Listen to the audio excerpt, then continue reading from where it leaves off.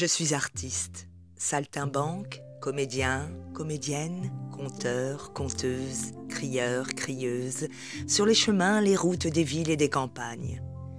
Il y a quelques siècles, pour vivre de notre art, de nos fantaisies, nos créations, nous attendions la piécette que les monarques nous jetaient avec un air moqueur. Les villageois nous donnaient en guise de soutien. Alors que dans les châteaux, les fous étaient esclaves, l'artiste dans son humble demeure créait.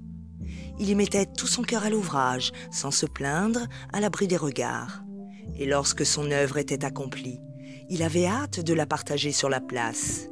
Les admirateurs, subjugués par de telles prouesses, ne comprenaient pas pour la plupart que l'artiste était comme eux, avec une bouche et un cœur à nourrir. On le prenait souvent pour un diable ou une sorcière, un illuminé venu d'ailleurs, et pourtant, c'était leur voisin, leur frère, leur sœur. Il avait cette enclume, cette abnégation. Il vivait avec, en espérant un jour être reconnu, non pas pour sa catégorie sociale, mais pour son talent.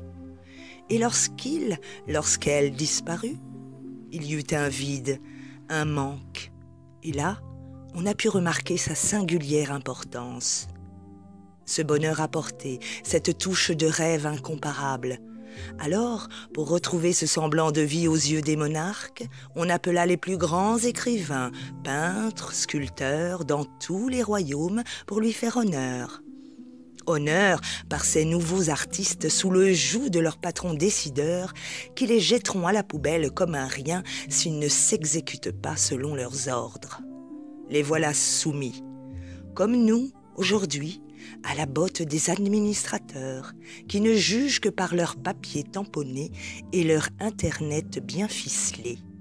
Mais n'ayez crainte, l'artiste continuera, car c'est sa vie, même s'il n'est pas compris.